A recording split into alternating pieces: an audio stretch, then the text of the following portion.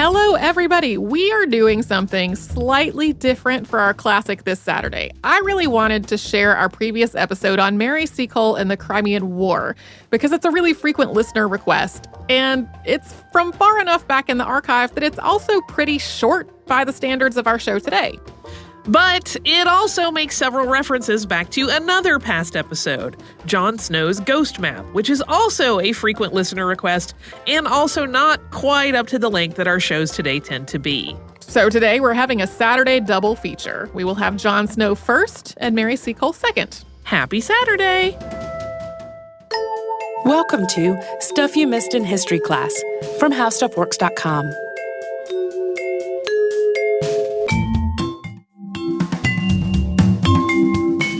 Hello and welcome to the podcast. I'm Katie Lambert, joined by Sarah Dowdy. How are you, Sarah? I'm great, Katie. How are you? You won't be as great once we start talking about what we're talking about, which was a listener request. Jamie from DC wanted to hear all about Jon Snow and the cholera outbreak in Victorian London. I don't know. I'm kind of a fan of slummy Victorian London, so I think I'm going to enjoy this one.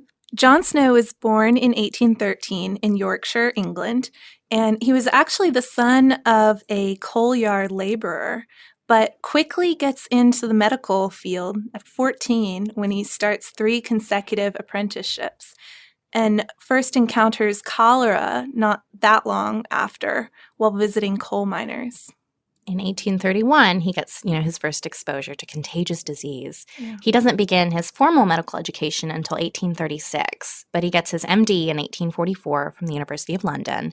And by 1849, he is a licensed specialist of the Royal College of Physicians of London, which was a really elite organization.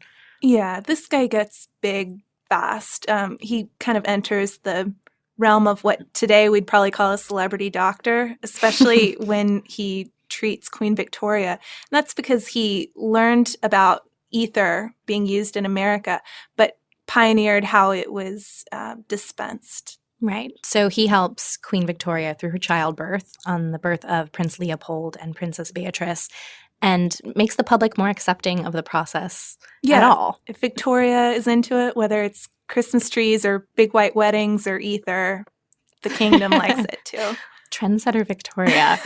But we don't think of him today for his work in anesthesia. We think about him for his pioneering work in germ theory. And to do that, we'll give a little background first about Victorian London, which was really disgustingly dirty. Nasty place. Yeah. The life expectancy for a gentleman in Victorian London was 45, but if you were a tradesman, it was your mid-20s. So I would be killed off by now. And so would you. That'd be sad. And London was really, really stinky, known worldwide for being stinky. It was the biggest city in the world, but sewage was just piled up everywhere. Toilets drained into basement cesspits, so there would just be piles and piles of sewage in your basement, stinking to high heaven. And the cesspits were flushed into the river if they were cleaned. Which, of course, is where everyone got their water. Maybe you can see where this is going. Yeah. So, needless to say, London, overcrowded, dirty, stinky, a good place for diseases to spread. And at the time, it was thought of that diseases came from miasma, or bad air from decayed organic matter. So bad smells meant disease. And when the entire city stinks, people thought you were getting sick from the sewage. There's also a moral element to the whole miasma theory, that stinky people were, unclean and more prone to disease, not just because they were poor and destitute and living in overcrowded hovels.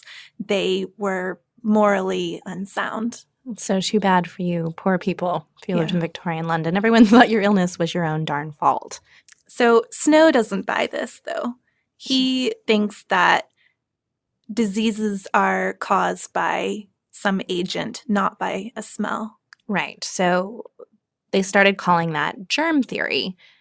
And so we've got these two philosophies that are kind of going head to head, and they go head to head for decades, surprisingly enough to us, who, miasma sounds like such a bad idea. But people aren't quick to buy germ theory. So there have been a few outbreaks of cholera in London. The 1848-1849 cholera outbreak killed 50,000 people. And this is where John Snow wants to figure out how this is happening. Cholera is not a pretty disease. You die from basically diarrhea that's unstoppable and various digestive ills. You die from dehydration because your body doesn't have any fluid left. And you can die really quickly, like within a day. So John Snow wants to figure out this germ theory and see if he can prove it. But in that particular outbreak, there weren't any public death records, and he couldn't figure out who was giving water to which households. So this wasn't a good test case for him. And in the summer of 1854, another cholera outbreak happens. 700 people are dead in 2 weeks. And this is when he starts his experimentation and runs around testing water and interviewing people and trying to figure out where this is coming from so he can stop it. And he performed 2 classic experiments during this 1854 outbreak. The first was the Broad Street Pump outbreak experiment, which is my favorite. He's like Sherlock Holmes of medicine in this thing. He's fascinating. It's pretty amazing. So in the Soho district of London, where he's actually based, his medical offices are actually based, there is a sudden case of cholera, 70 fatalities within a 24-hour period, most of them within 5 square blocks. Mm-hmm. And all of these fatalities are based around the Broad Street Pump, which is a free water pump for the poor. It draws the water from a well underneath the Golden Square, which has some of London's poorest, most overcrowded people. So in the last week of August 1854, all the residents of Golden Square start dying, and it starts with an upset stomach and then goes to vomiting and severe cramps in the gut, and then to diarrhea and thirst, and then, like we said, death from dehydration. And it's fast to kill. Some people are dying within 12 hours after it starts, and it's really fast to spread. So the medical authorities are pretty quick to identify this as cholera, and Snow moves in to start studying what's happening. And he takes a really multidiscipline approach. He looks at water samples and sees, what he can find in the water. But he also starts looking at the maps of London Dead, or the weekly statistics about who's dying of cholera in London, looking for geographical patterns. And he draws a ghost map that showed a correlation between cholera cases in this neighborhood and the Broad Street Pump. Basically, if you lived within walking distance of the Broad Street Pump, if that was your nearest water source, you were very likely to come down with cholera. And it's really intense. You can find a bunch of them online, of the ghost maps, but they're just black lines everywhere showing people dying. They're very disturbing, little stacks of black lines, and you'll see the pump location, and the houses immediately adjacent to the pump just have these huge stacks of black lines coming from them. And this is part of the reason he's called the father of modern epidemiology. It starts right here. So after about a week, he goes to the local board of guardians of St. James Parish with his findings, with this ghost map, and convinces them to shut down the Broad Street Pump, to literally take the handle off the pump. So people can't use it. They're not totally into it, though, are they? No, they're still thinking about the whole miasma thing. So they're engaged in this pursuit to spread lime all over the streets because that'll kill the smells, and surely that will kill it. But they decide, okay, guy's convinced. Yeah. So let's go ahead and take the pump handle off. And surprise, surprise, the outbreak ends.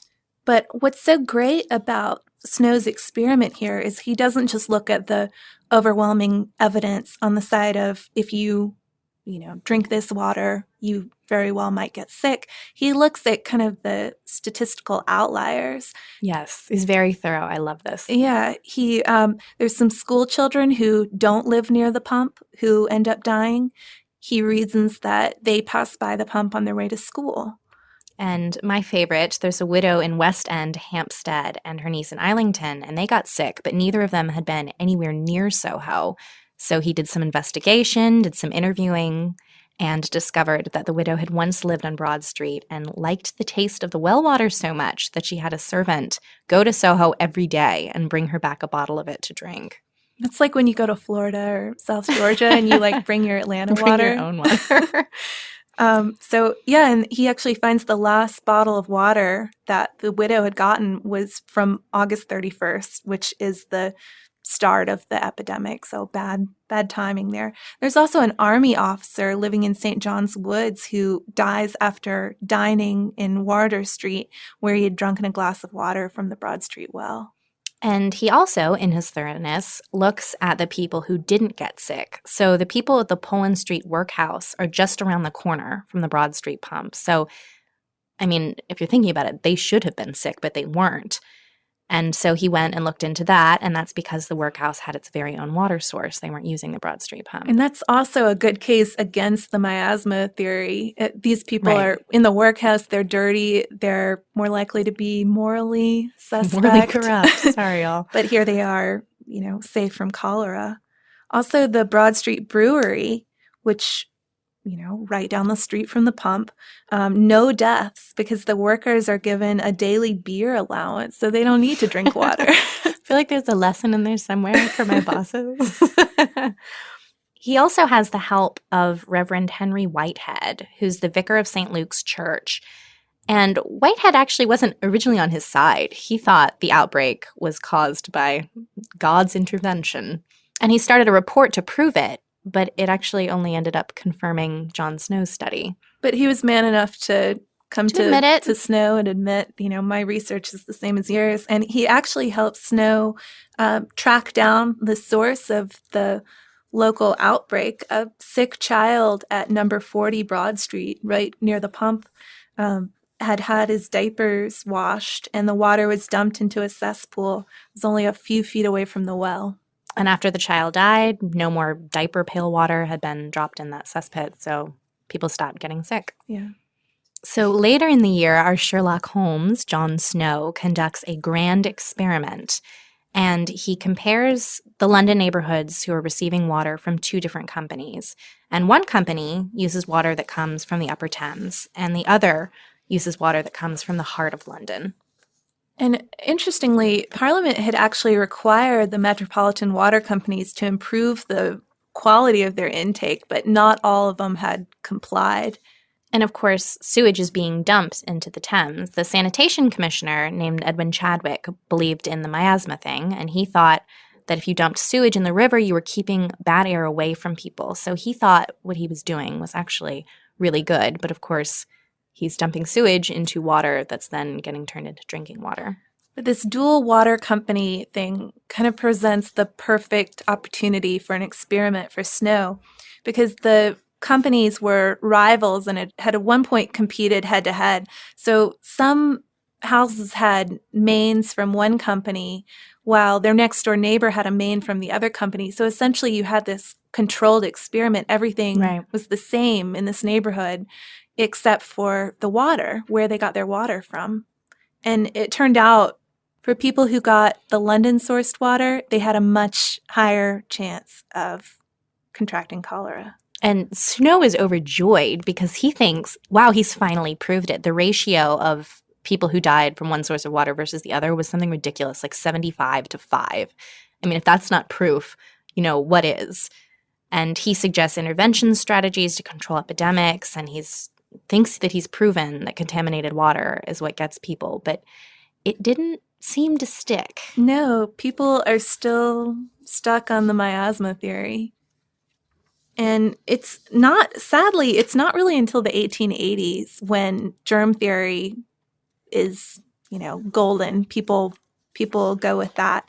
When the causative organism of cholera, Vibrio cholerae, is actually finally understood. So when John Snow died in 1858, people still thought it was miasma, and no one accepted all the things he'd worked out so hard. Chadwick was still suggesting ridiculous things. At one point, he was quoted as saying, "All smell is, if it be intense, immediate acute disease." And in the 1890s, he suggested bringing down fresh air from places like the Eiffel Tower and distributing it to Katie citizens. and I were discussing how that would actually be done. Like, how do you catch the air and then distribute it like a ration? I can't ask Mr. Chadwick. The Great Stink of 1858, which is my favorite name of anything that has ever happened ever, is what starts to change things because this summer was incredibly hot and sewage was everywhere in London. The flush toilets were overflowing the basement cesspits, which were going into the street drains. And I mean, it was so bad no one wanted to be in the city. It was so horrible. The people in the House of Commons were draping their curtains and soaking them in chloride of lime just so they wouldn't be smelling the sewage. And so a committee was set up to figure out how to fix the stink. And this is where the modernization of the sewage system in London started to happen. So even though sanitation is much better in London today, it's still a problem in a lot of places in the world. And cholera is actually still causing a lot of deaths. Diarrhea is one of the leading causes of death for kids in the developing world. There's a treatment for it today, oral rehydration salts, which, basically keep you from dying of dehydration in 12 hours, 24 hours. And it's estimated that it's prevented 40 million deaths since 1978.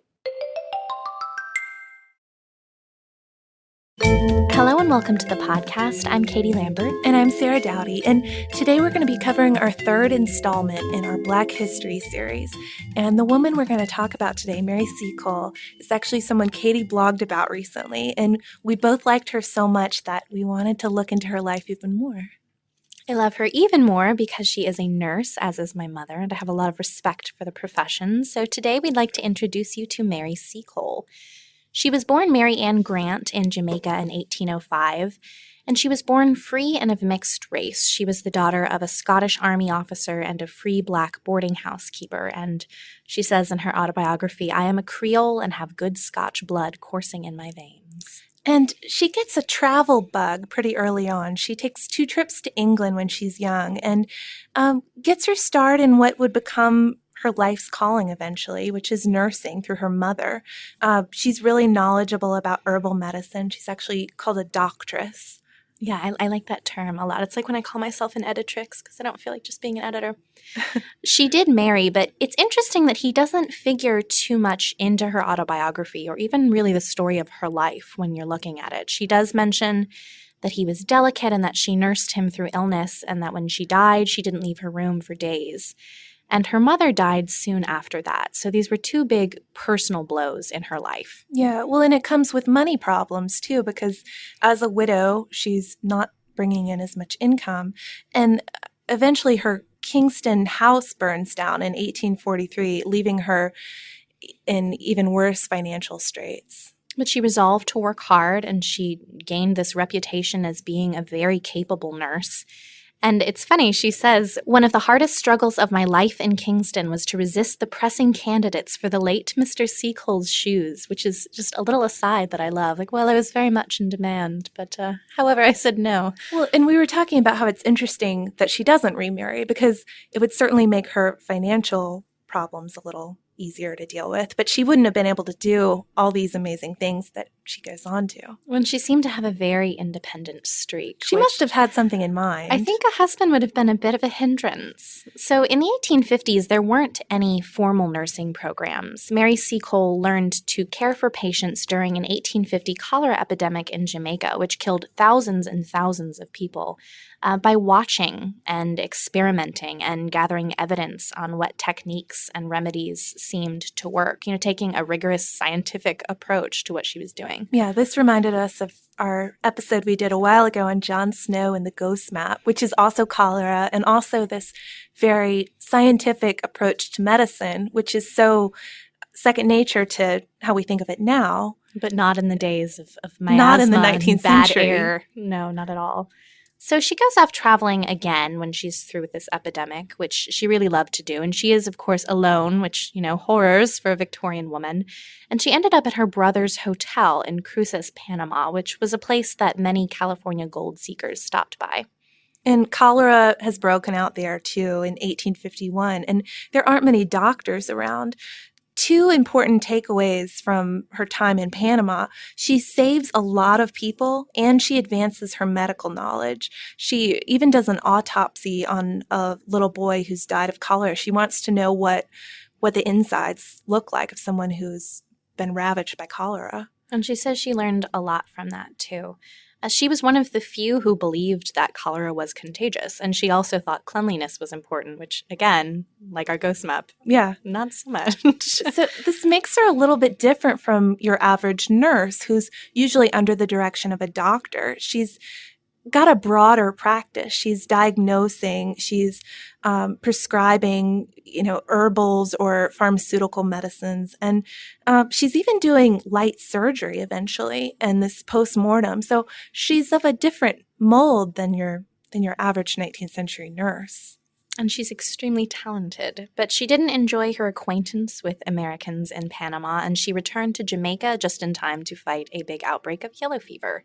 But when the Crimean War broke out, she was convinced that she'd found her real calling. She wanted to go to the front lines and take care of the men. So we're going to take you on a little detour to understand a bit more about the Crimean War. Well, the Crimean War ultimately breaks down to a lot of European powers against Russia, but specifically it's a war fought on the Crimean Peninsula between the Russians and the British, French, and Ottoman Turkish, later with the support of Sardinia Piedmont.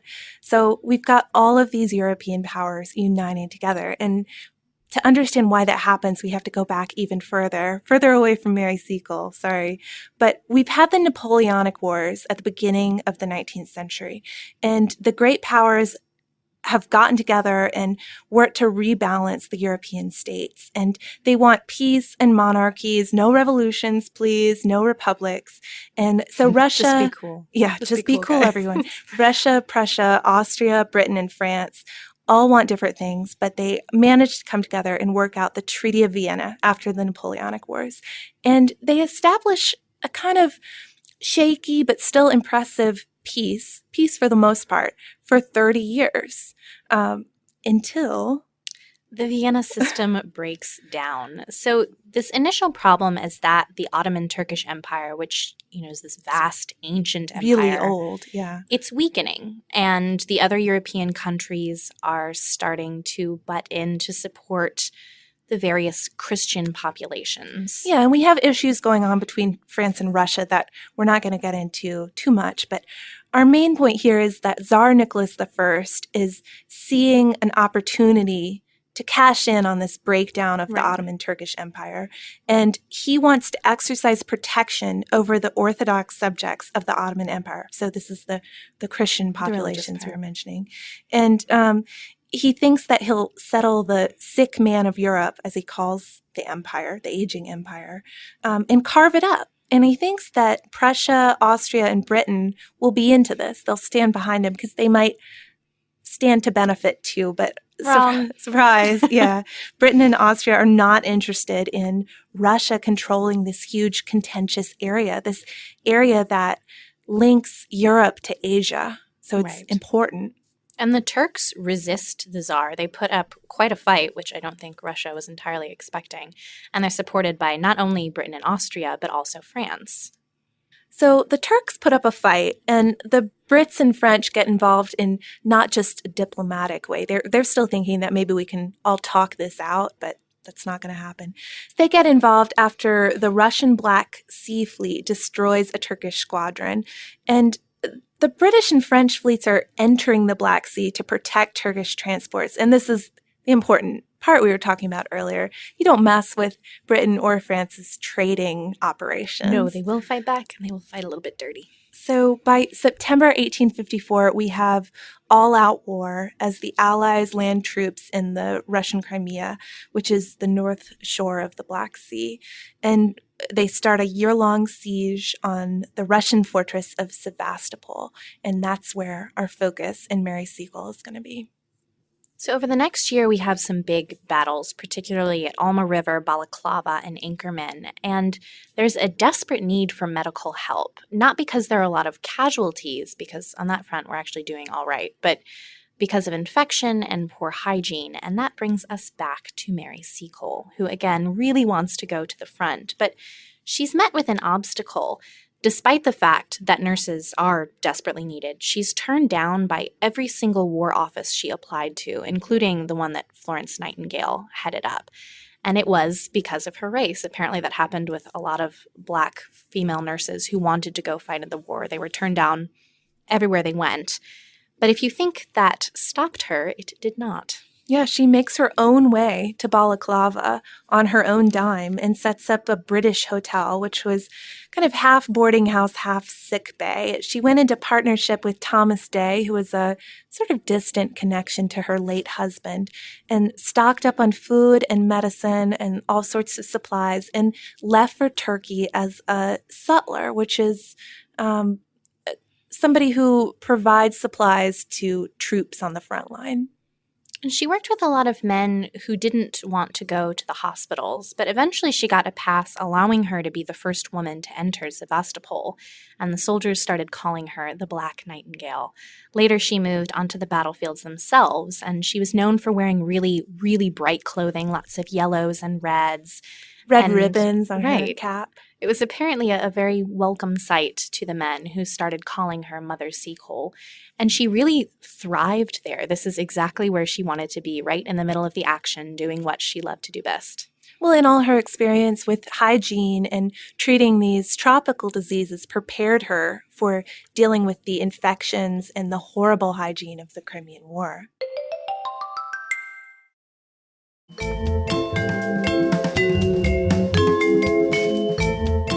But the war ended suddenly, so we know what's been going on with Mary. Let's switch back to the rest of Europe. So by September 11th, 1855, our year-long siege of Sevastopol, the Russian fortress, is coming to an end, and the Russians are forced to evacuate it, and they blow up their forts and sink their ships, and the war sort of straggles on a bit in the Caucasus and the Baltic Sea, but Russia finally accepts preliminary peace terms in 1856 and later signed the Treaty of Paris. There are some important takeaways from the Crimean War. One we got was from the BBC, which said in military terms that this war was a midway point between Waterloo and World War I. Yeah, and that's because you've got the Napoleonic strategies, which, on a side note here, this war was terribly managed on all sides. That's why there's so much disease and so much need for nurses like Mary or Florence Nightingale. But when you have these sort of antiquated military strategies, you also have modern weaponry, armored warships, rifles, at least for the British, intercontinental electric telegraphs, and submarine mines, and war photography, and even war journalism, which is something that it goes without saying now. Yeah, this was the first real media war. There was a Times correspondent, William Howard Russell, who was sending firsthand dispatches from the front line. That's a pretty big deal. We might talk about him in another podcast. But of course, the Crimean War doesn't sort out Europe's problems. Russia does realize that it better get its act together if it's going to compete on the same level as the rest of Europe. And also, Austria loses Russia's support because they haven't behaved neutral, or they haven't behaved with complete neutrality during this war, not at all. So they've become dependent on Britain and France, which don't end up supporting them through the rest of the century. And consequently, we have Italy and Austria left primed for nation building and ready for unification. So this is the collapse of the Vienna settlement and of 30 years of relative peace. And we end up with this new six-power system, but that, of course, is also terribly unstable, and Europe re-enters war in 1914, 99 years after the Vienna settlement. Perhaps you've heard of that war. But another takeaway from the Crimean War is the deaths. We've got 25,000 for the British, 100,000 for the French, and up to 1 million for the Russians. And a lot of this was because of disease and neglect. Yeah, not outright battle casualties. No, so what people like Mary Seacole were doing was really important. And after the war, Mary herself came into a lot of financial difficulties. She'd lost money from her war efforts since she did a lot of this on her own. And since part of what she was doing was buying supplies and selling them to people, once the war suddenly ended, she was left with all those supplies and no one to sell them to. She's not totally unappreciated by the Brits, though, and some people, especially those who have seen the service that she provided during the war, want to help her get out of her financial straits. The Brits try to help her raise money to get out of debt. It doesn't go as well as hoped. No, a lot of those fundraising efforts, you throw the charity ball and then it turns out you spent so much money trying to set up the ball. Definitely had that happen before. There's not a lot of money left over to actually give to Mary Seacole.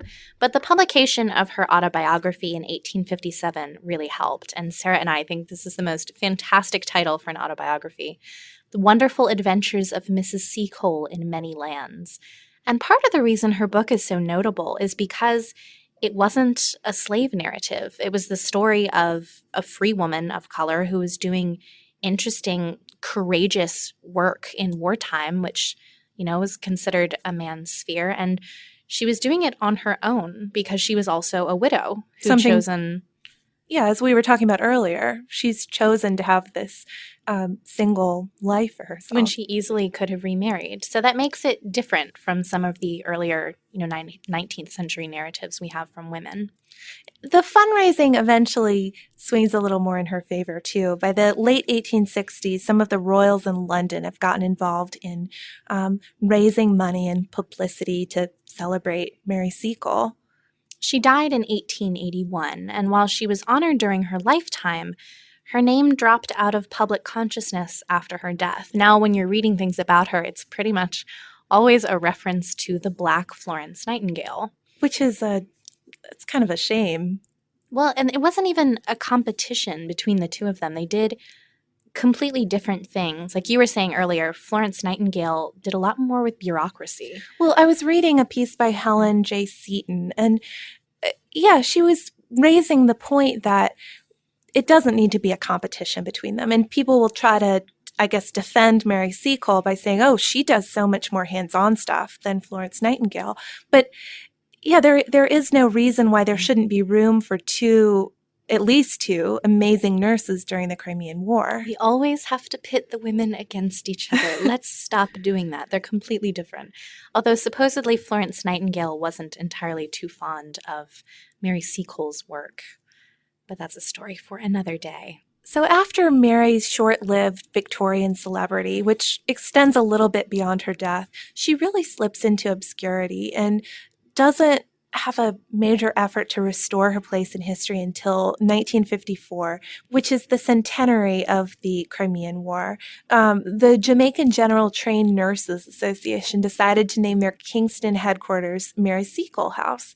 And British recognition didn't come until 1973, but... Which is a bit late. A bit late, yeah. But since then, we've had kind of a movement to revitalize Mary Seacole's image.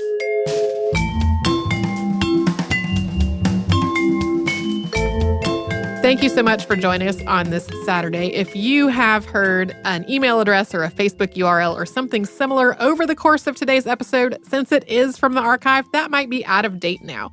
You can email us at historypodcast@howstuffworks.com, and you can find us all over social media at Missed in History. And you can subscribe to our show on Apple Podcasts, Google Podcasts, the iHeartRadio app, and wherever else you listen to podcasts.